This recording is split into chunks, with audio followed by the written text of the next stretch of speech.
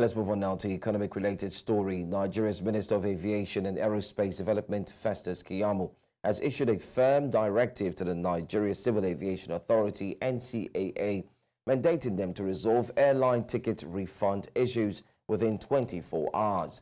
This comes in response to funds currently held by several airlines, especially those that have recently ceased flight operations. Speaking at the Murtala Muhammed Airport in Lagos during the unveiling of the NCAA's Consumer Protection Portal, Keyamo expressed discontent with the difficulties passengers have faced in reclaiming funds from airlines that halted services. The minister emphasized that such behavior from airlines would no longer be tolerated. Well, joining me on the news now is Olumide Ohunayo, General Secretary, Aviation Roundtable. Good to see you this morning. Let's start by looking at how these cases of delayed refunds actually impact the aviation industry against the background of international best practices. What's your take on that? Well, the issue with Nigeria is that the laws are always there, the processes are always there, but we always had issues with the implementation, and implementation remains the problem, because there's a delicate balance between taking care of this, going by the rules, and also keeping the airlines afloat. But you can bear with me that if we apply the rules on delays and cancellations, almost all the airlines will go bankrupt, because the flight delays and cancellations in our climb is abysmal. And when you ask the airlines, they also say that they are not responsible alone for these actions, that all the other government agencies and actions contribute to the delays and cancellations. All right. What specific? Okay. Let me ask you this. I mean, what specific measures has the NCAA implemented to ensure airline ticket refund issues are resolved within 24 hours? Are you aware of any of it? Well, let me tell you, something's always been there. Now, there's the NCAA regulation, Part 19, that deals with consumer protection. Part 7 of that, Section 7 of that Part 19 says a ticket refund must be done within 7 days.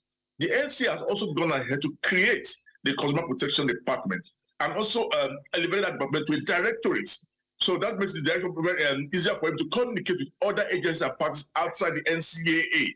But all these are processes that have been put in place, and yes, and consumers are still not finding it easy to get refund. And again, of recent is the launching of this new portal for consumer-related issues, for information, cancellations, delays, and flight information.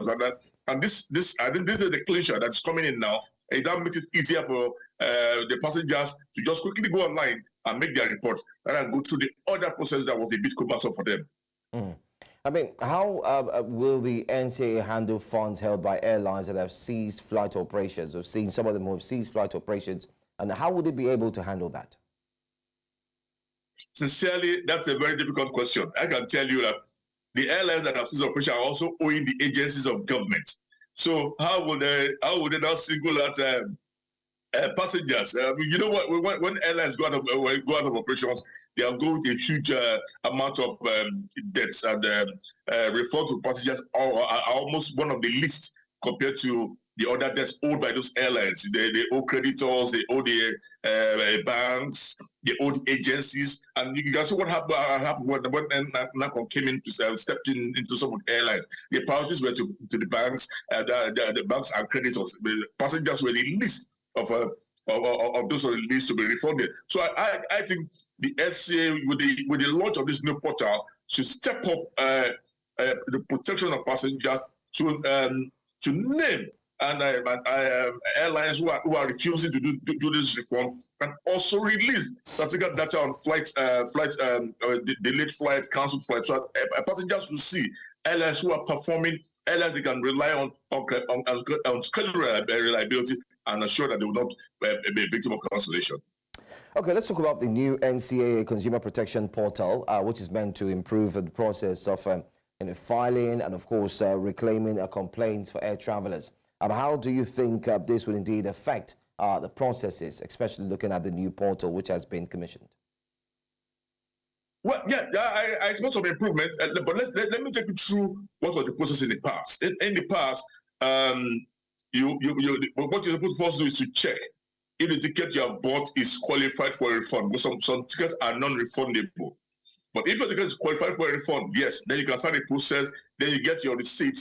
After getting your receipt, you state the reasons for the cancellation of that flight, and then now demand for a refund. But now, that's a process that you have to write. Then you write to the DGNC, copy the director of consumer protection to help you get your refund from the airline.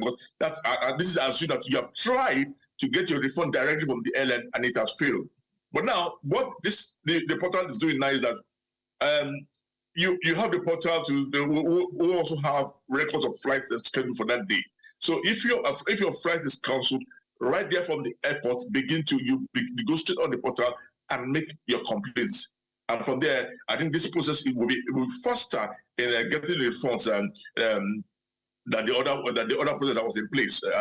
Again, consumers must be very sure. Flyers passengers must also be very sure that the condition of the ticket is eligible for refund. And I'm also state here that the 24-hour order given by the Honorable Minister for NCAA to resolve all refunds, it's almost impracticable, and I don't think that would happen. A process can only kick in 24 hours, but definitely not the refund process. Okay, well, I want to say thank you so much for joining us this morning. We can say a lot is being done in the aviation sector. Hopefully, it will yield positive fruits, no doubt. Mr. Olumide Ohunayo, General Secretary, Aviation Roundtable, thank you for being here on News Now. Thank you for having me.